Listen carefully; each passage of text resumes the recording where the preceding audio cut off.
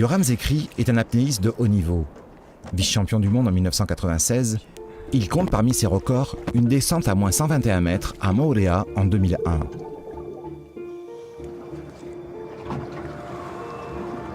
Installé en Australie depuis quelques années, il revient 2 fois par an afin d'organiser des stages d'apnée profonde.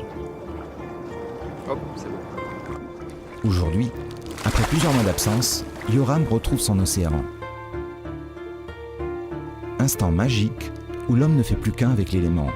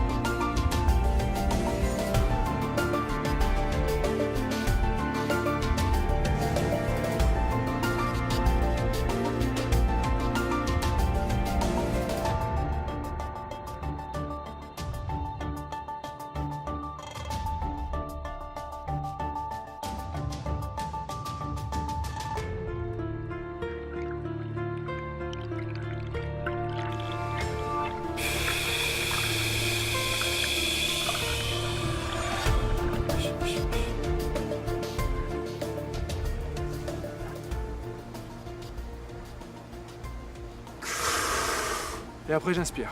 Ça marche? Voilà. C'est cool.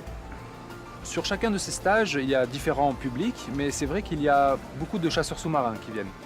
Parce que c'est très important pour les chasseurs sous-marins, déjà en premier d'apprendre la technique, parce que eux, ce qu'ils veulent, c'est rester au fond plus longtemps, donc ils doivent économiser leur oxygène, apprendre à avoir une bonne technique de palmage pour justement pouvoir rester plus longtemps, avec des techniques de respiration appropriées, des techniques de relaxation, mais aussi et surtout, et en priorité, apprendre la sécurité.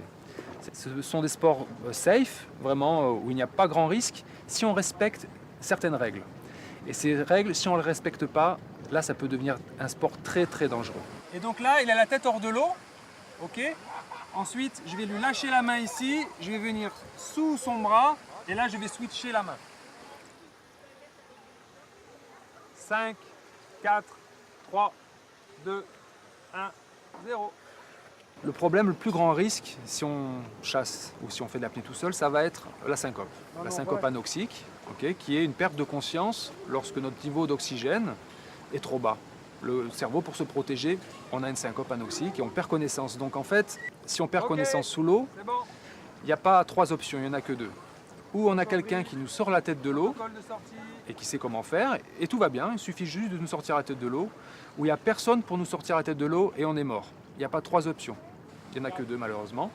Donc c'est pour ça qu'il faut absolument mettre en place cette technique de binôme en fait. C'est vraiment une sécurité active, c'est-à-dire on regarde de bas jusqu'en haut, jusqu'à la surface, et même 20 secondes après la surface, notre collègue, savoir si tout va bien, avant nous de descendre par la suite, et que notre collègue nous surveille aussi. Et ceux qui me disent « Oh non mais moi je force pas, je connais mes limites, je vais chasser tout seul, je préfère, mais je connais mes limites, je force jamais », ça c'est pas vrai.